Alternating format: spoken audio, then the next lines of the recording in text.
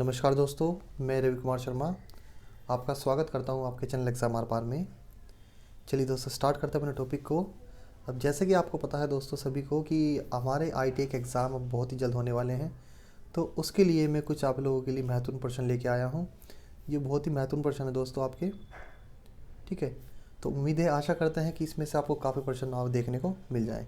तो चलिए स्टार्ट करते हैं। पहला प्रश्न है हमारा कि पदार्थ आवर्त सारणी अनुसार चालक पदार्थों के परमाणु में संयोजी कक्षा में इलेक्ट्रॉनों की संख्या होती है। अब देखिए कितनी होती है दोस्तों हमारे पदार्थ आवर्त सारणी अनुसार चालक पदार्थों के परमाणु में संयोजी कक्षा में, यानी जो कंडक्टर के परमाणु कक्षा में दोस्तों आपसे पूछा है कि इलेक्ट्रॉनों की संख्या कितनी होती है। तो इलेक्ट्रॉनों की संख्या दोस्तों चालक के केस में किसमें होती है? 4 से कम होती है। कितनी होती है भाई? 4 से कम होती है। तो इसका राइट आंसर क्या हो जाएगा हमारा? ऑप्शन नंबर सी, 4 से कम। चलिए अगले प्रश्न पर आते हैं। अगला प्रश्न है हमारा कि कुचालक पदार्थों के परमाणु की संयोजी कक्षा में इलेक्ट्रॉनों की संख्या होती है। अब इंसुलेटर के केस में पूछा है आपसे कि इंसुलेटर पदार्थों के परमाणु की जो संयोजी कक्षा होती है, यानी आपकी जो अंतिम कक्षा जो होती है भाई आपकी, उसमें इलेक्ट्रॉनों की कितनी संख्या होती है? तो उसमें जो आपकी होती है भाई आपकी 4 से अधिक, ठीक है ना। कितनी होती है? 4 से अधिक इलेक्ट्रॉन्स जो होते हैं अंतिम कक्षा में। तो यानी आपको पता है दोस्तों, जो आपका कुचालक होता है, आपका इंसुलेटर होता है, जिसके द्वारा इलेक्ट्रिसिटी फ्लो नहीं होती है ना, यानी जिसके अंतर्गत या जिसके द्वारा भाई जिसके अंदर से आपकी इलेक्ट्रिसिटी फ्लो नहीं होगी, उसको हम क्या बोलते हैं? कुचालक बोलते हैं। तो इंसुलेटर में दोस्तों आपका इलेक्ट्रॉनों की जो संख्या होती है 4 से अधिक होती है, और इसलिए टाइटली बॉन्ड बना के रखते हैं, जो हमारा बॉन्ड नहीं ब्रेक होता, ठीक है। तो इसका आंसर क्या हो जाएगा? ऑप्शन नंबर ए क्या होगा भाई हमारा? इसका राइट आंसर हो जाएगा। चलिए अगले प्रश्न पर आते हैं। अगला प्रश्न है हमारा कि चालक पदार्थों में मानक चालक स्टैंडर्ड कंडक्टर माना जाता है। अब दोस्तों चालक पदार्थों में से मानक एक स्टैंडर्ड कंडक्टर पूछा है हमसे, ठीक है ना। क्या पूछा है? Standard conductor. तो स्टैंडर्ड कंडक्टर कौन सा माना जाता है? चांदी, सोना, तांबा या एल्यूमिनियम में से ये माना जाता है हमारा भाई तांबा, ठीक है ना। यानी स्टैंडर्ड कंडक्टर क्या होता है हमारा? कॉपर को मानते हैं। अगर आपसे पूछ लेता है यहाँ पर कि आपका किस पदार्थ की चालकता सबसे अधिक होती है, सबसे अच्छा कंडक्टर होता है, तो वो क्या होता है हमारा? चांदी होता, ठीक है ना। चलिए यानी ऑप्शन नंबर सी क्या होगा हमारा? इसका राइट आंसर होगा। अगले प्रश्न पर आते हैं। अगला प्रश्न है हमारा कि ओवरहेड लाइन में यानी सिरोपरी लाइन में प्रयोग किए जाते हैं। अब भाई आपके सिरोपरी लाइन में क्या प्रयोग किए जाते हैं भाई? आपका कठोर लोह चालक, नरम एल्यूमिनियम चालक, नरम लोह चालक है, ACSR चालक। तो देखिए भाई आपकी जो ओवरहेड लाइन्स होती हैं हमारी सड़क के ऊपर जो हमारी, ठीक है ना, यानी सिर के ऊपर जो लाइन होती है सिरोपरी लाइन, उसमें कौन से कंडक्टर प्रयोग किए जाते हैं? लाइन में प्रयोग किए जाते हैं हमारे ACSR चालक। कौन से दोस्तों? ACSR चालक। इसकी फुल फॉर्म भी पूछ लेता है, तो इसकी फुल फॉर्म क्या होती है हमारी? कि एल्यूमिनियम कंडक्टर स्टील रेनफोर्स्ड, इसकी फुल फॉर्म होती है, ठीक है ना। तो ऑप्शन नंबर डी क्या होगा? इसका राइट आंसर होगा। बहुत ही महत्वपूर्ण क्वेश्चन है दोस्तों, जनरल सा क्वेश्चन है, बेसिक से क्वेश्चन है हमारे जो आपके लिए पूछे जाते हैं, ठीक है ना।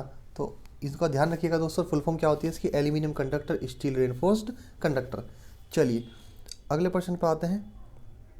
अगला प्रश्न है हमारा दोस्तों कि तांबे का आपेक्षिक घनत्व होता है, ठीक है ना। अगला प्रश्न क्या है हमारा?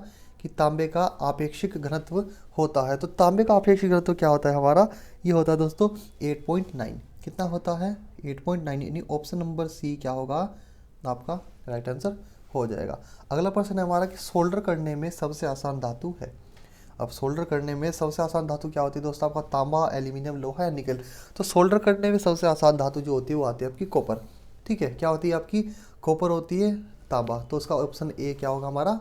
राइट आंसर होगा। चलिए अगले प्रश्न पर आते हैं कि मोटर वाइंडिंग में उपयोग होता है। अब मोटर वाइंडिंग में आप किस प्रकार का उपयोग करते हैं, यानी कॉपर की बात कर रहा है, यानी किस प्रकार का मटेरियल हम यूज़ करेंगे?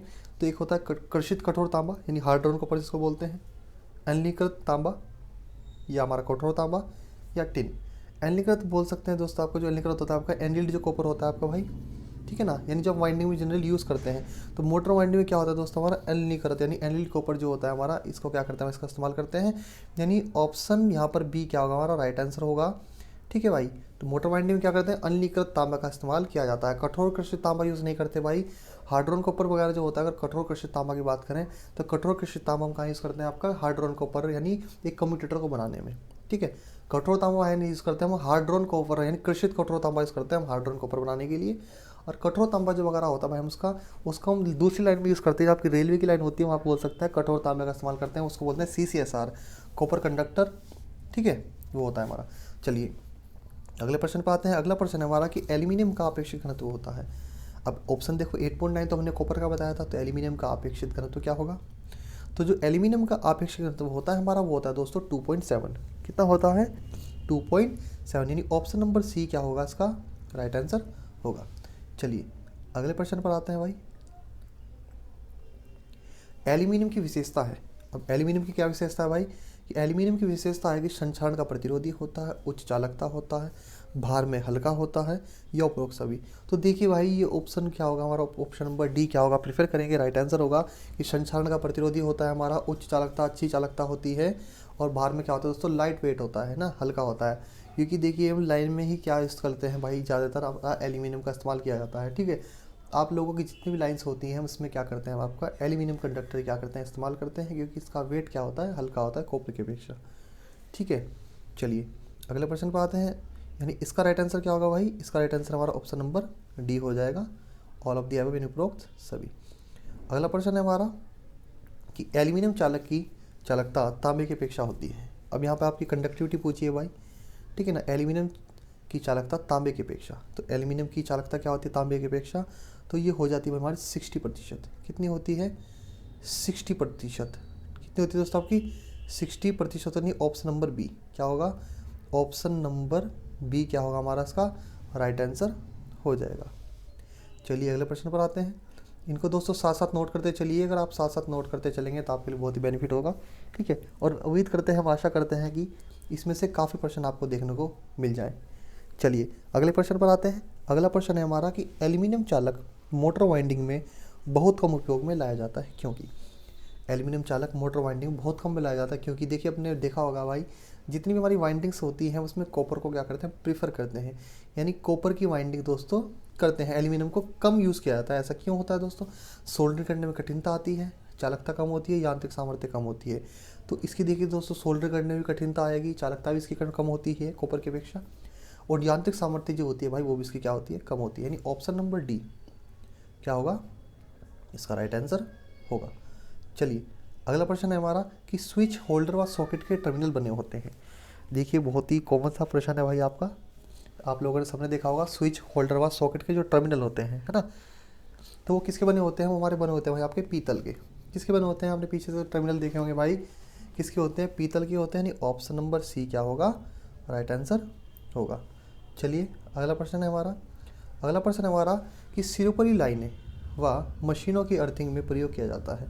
अब सिरोपरी लाइनें व मशीनों की अर्थिंग में प्रयोग किया जाता है, क्या प्रयोग किया जाता है भाई आपका? ऑप्शन देख लेते हैं हमारे, जीवन, स्टील वायर, कास्ट आयरन, या पीवीसी। तो देखिए दोस्तों क्या स्टील करते हैं, जीआई होता है हमारा भाई ये। ठीक है, क्या है हमारा? जीआई, मशीनों के अर्थिंग में जीआई वायर होता है, जीवन लिखा है तो क्या बोल सकते हैं जीआई, गैल्वेनाइज्ड आयरन। क्या यूज़ करते हैं भाई आपका? गैल्वेनाइज्ड आयरन, जीआई क्या करते हैं इसमें हम इसका इस्तेमाल करते हैं, इसको जीवन इसको बोल सकते हैं आप। ठीक है ना, तो सिरोपरी लाइन व मशीनों के अर्थिंग में क्या करते हैं, जीवन यानी गैल्वेनाइज्ड आयरन का इस्तेमाल क्या करते हैं, जीआई होते हैं। ठीक है ना, गैल्वेनाइज्ड आयरन का इस्तेमाल किया जाता है। ऑप्शन नंबर ए क्या होगा इसका राइट आंसर होगा। अगला प्रश्न देख लेते हैं कि सोल्डर में टिन की मात्रा बढ़ाने से सोल्डर डैश होता है। अब भाई आपका जो सोल्डर होता है, सोल्डर में टिन की मात्रा बढ़ाने से, ठीक है ना, सोल्डर होता है, सोल्डर क्या होता है, सोल्डर पे क्या प्रभाव पड़ता है? तो दोस्तों नरम होता है। क्या होता है? नरम होता है। ऑप्शन नंबर बी, यानी सोल्डर में यदि आप टिन की मात्रा बढ़ाते जाएंगे तो जो आपका सोल्डर होगा भाई वो क्या होता चला जाएगा, नरम होता चला जाएगा। चलिए अगले प्रश्न पर आते हैं। अगला प्रश्न है हमारा कि प्राथमिक सेल का आधान पात्र यानी कंटेनर, जो प्राइमरी सेल्स होते हैं एक हमारे सेकेंडरी सेल्स होते हैं भाई, सेल चैप्टर में आप लोगों ने पढ़ा होगा, एक प्राइमरी सेल आता है, एक सेकेंडरी सेल आता है। तो प्राइमरी सेल के अंतर्गत वे सेल आते हैं जिन्हें हम डिस्चार्ज करने के पश्चात पुनः चार्ज नहीं कर सकते। परंतु सेकेंडरी सेल की बात करें, सेकेंडरी सेल वे सेल होते हैं जिन्हें एक बार डिस्चार्ज करने के बाद पुनः चार्ज किया जा सकता है, वो सेकेंडरी में आते हैं। तो प्राथमिक सेल से पूछा है आपका जो उसका कंटेनर होता है बना होता है, किसका बना होता है? तो भाई वो होता है हमारा आपका जिंक यानी जस्ते का। किसका बना होता है हमारा कंटेनर? जस्ते का बना होता है। ठीक है, ऑप्शन नंबर डी क्या होगा हमारा राइट आंसर होगा। अगला प्रश्न है हमारा कि पारा यानी मरकरी का उपयोग विद्युत कार्य में होता है जैसे, यानी मरकरी का उपयोग दोस्तों क्या होता है, विद्युत कार्य में होता है। जैसे कम्यूटेटर में होता है, बकोल जिले में होता है, केबलों में होता है, वोल्टमीटर में होता है। तो किस में होता है भाई हमारा? बकोल जिले। जो बकोल जिले होते हैं भाई ट्रांसफार्मर, इसमें मरकरी स्विच होता है दोस्तों आपके। ठीक है, तो उसमें क्या करते हैं, मरकरी का उपयोग करते हैं। ठीक है ना, बकोल जिले ट्रांसफार्मर का प्रश्न है दोस्तों जनरली। ठीक है ना। तो मरकरी का इस्तेमाल क्या करते हैं, ब्रुकोज रिले के अंतर्गत करते हैं। जब ट्रांसफार्मर डिस्कस करेंगे तो उसमें ब्रुकोज रिले के बारे में आपको बताएंगे कि ब्रुकोज रिले क्या करती है दोस्तों। आपका जनरली अगर बात करें तो ट्रांसफार्मर जो होता है दोस्तों, उसके इंटरनली फॉल्ट की हमारे क्या करती है, या इंटरनल जो फॉल्ट होता है उसको बताती है भाई, या सेफ्टी प्रोवाइड करती है हमारे ट्रांसफार्मर को, ठीक है ना। चलिए अगला प्रश्न है हमारा, यानी ऑप्शन क्या होगा इसका, बी राइट आंसर होगा। अगला प्रश्न है हमारा कि द्वितीयक सेल में इलेक्ट्रोलाइट के रूप में सबसे अधिक उपयोग होता है। द्वितीयक सेल में इलेक्ट्रोलाइट के रूप में सबसे अधिक उपयोग होता है। तो सेकेंडरी सेल जो होते हैं वो इसमें क्या यूज़ होता है, सबसे इसको बोलते हैं तनुगंधक अम्ल दोस्तों, H2SO4 भी बोल सकते हैं। इसको बोलते हैं क्या, तनुगंधक का अम्ल। क्या करते हैं भाई हम, सबसे ज़्यादा क्या करते हैं, इस्तेमाल होता है या यूज़ होता है। ऑप्शन नंबर बी क्या होगा यहाँ पर राइट आंसर होगा। चलिए आगे बढ़ते हैं। अगला प्रश्न है हमारा कि यदि तांबे पर रबड़ चढ़ा दी जाए, किस पर दोस्तों, यदि तांबे पर रबड़ चढ़ा दी जाए तो यह तांबे पर संक्षारण का प्रभाव छोड़ देती है। तांबे को संक्षारण से बचाने के लिए, कोरोजन से बचाने के लिए डैश प्रयोग किया जाता है। तो क्या प्रयोग करेंगे भाई, इसमें प्रयोग करेंगे तांबे पर टिन की परत चढ़ाकर, यानी ऑप्शन नंबर ए ही क्या होगा राइट आंसर होगा। क्या करेंगे हम, तांबे पर टिन की परत चढ़ाकर क्या कर सकते हैं, इसको संक्षारण से बचा सकते नहीं। ऑप्शन नंबर ए क्या होगा इसका राइट आंसर होगा। चलिए आगे बात करते हैं। अगला प्रश्न है हमारा, आधुनिक एलटी केबलों में, आधुनिक एलटी केबलों, लो टेंशन केबलों में सामान्यतः इंसुलेशन प्रयोग किया जा रहा है। तो कौन सा इंसुलेशन प्रयोग किया जा रहा है भाई, देख लेते हैं। रबड़, पीवीसी भी हमारा, वीआईआर, पेपर या पीवीसी। तो देखिए जो आधुनिक एलटी लो टेंशन केबल में होता है दोस्तों, हमारा कौन सा प्रयोग करते हैं हम, जनरली आपने देखा होगा पीवीसी, पॉलीविनाइल क्लोराइड को। किसका इस्तेमाल करते हैं आपका, पीवीसी फुल फॉर्म आती है इसकी क्या, पॉलीविनाइल क्लोराइड। वीआईआर की बात करें तो वीआईआर की फुल फॉर्म होती है वैल्कनाइज्ड इंडियन रबर, ठीक है। वीआईआर की फुल फॉर्म पूछ लेगा तो आपको वैल्कनाइज्ड इंडियन रबर हो जाएगी, और पीवीसी की फुल फॉर्म पूछ लेगा तो भाई क्या होगी आपकी, पॉलीविनाइल क्लोराइड। और इंसुलेशन में जो आपके लो टेंशन केबल्स होते हैं, आप घर में अगर केबल्स की बात करें यूज़ करते हैं, वायर को यूज़ करते हैं, तो जनरली जो इंसुलेशन चढ़ाया जाता है आपका पीवीसी का इसमें चढ़ाया जाता है। चलिए आगे बात करते हैं। अगला प्रश्न है हमारा कि विद्युत भट्टी यानी इलेक्ट्रिक फर्नेस की दीवारों को तापरोधी बनाने के लिए, क्या बनाने के लिए, तापरोधी बनाने के लिए डैश का उपयोग किया जाता है। तो किसका इस्तेमाल करते हैं दोस्तों, एस्बेस्टस का, पोर्सिलिन, कांच या पीवीसी का। तो किसका इस्तेमाल करते हैं दोस्तों, तापरोधी बनाने के लिए एस्बेस्टस का, यानी ऑप्शन नंबर ए क्या हमारा राइट आंसर होगा। किसका इस्तेमाल करते हैं हम, आपका एस्बेस्टस इस्तेमाल किया जाता है इलेक्ट्रिक फर्नेस के विद्युत भट्टी की दीवारों को तापरोधी बनाने के लिए। अगला प्रश्न है हमारा कि विद्युत bulb, tube, mercury, or rectifier इत्यादि में प्रयोग किया जाता है, इत्यादि में प्रयोग किया जाता है। तो देखिए दोस्तों, कुछ विद्युत लैंप होता है या ट्यूब होती है, मरकरी आर्क रेक्टिफायर जो होता है, रेक्टिफायर इत्यादि में प्रयोग किया जाता है। तो किस में प्रयोग किया जाता है दोस्तों, कांच में। एक कांच के अंतर्गत क्या किया जाता है दोस्तों, हमारा प्रयोग किया जाता है, ठीक है ना। ऑप्शन नंबर सी क्या होगा इसका राइट आंसर हो जाएगा। अगला प्रश्न देख लेते हैं कि कैपेसिटर ऑयल फील्ड केबलों में, कैपेसिटर ऑयल फील्ड केबलों में प्राविद्युत पदार्थ प्रयोग किया जाता है। तो दोस्तों इसमें प्राविद्युत पदार्थ क्या प्रयोग करते हैं दोस्तों, आपका हम पेपर, यानी ऑप्शन नंबर ए, यानी कागज का क्या करते हैं दोस्तों, आपका पेपर का इस्तेमाल क्या करते हैं। कैपेसिटर ऑयल फील्ड केबलों में प्राविद्युत पदार्थ प्रयोग किया जाता है, वो क्या होता है हमारा कागज होता है। ऑप्शन नंबर ए क्या होगा इसका राइट आंसर होगा। चलिए अगले प्रश्न पर आते हैं। अगला प्रश्न है हमारा कि सिरोपरी लाइनों, ट्रांसफार्मर बुशिंग व परिपथ वियोजक के टर्मिनल बुशिंग में प्रयोग होने वाला पदार्थ है। अब देखिए भाई, जो सिरोपरी लाइन होती है, जो ट्रांसफार्मर बुशिंग होती है, वह परिपथ वियोजक के टर्मिनल, ठीक है, बुशिंग में प्रयोग होने वाला पदार्थ है।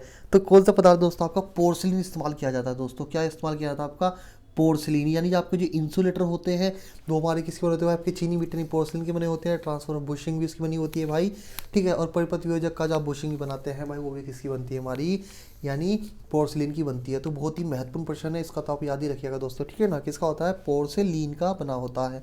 अगला प्रश्न है हमारा कि insulated paper sheet, insulated paper sheet जिससे 10 व्हील में मापा गया उसका मान होगा, उसका मान कितने में होगा दोस्तों, वो होगा हमारा, इसका हो जाएगा हमारा 24 है हमारा। तो उसमें जनरली बात करते हैं इसमें इंसुलेट पेपर शीट जिस 10 मिल मापा गया, उसका मान क्या होगा दोस्तों हमारा 0.254। कितना हो जाएगा दोस्तों आपका 0.254, इसका क्या होगा दोस्तों mm मान उसका होगा।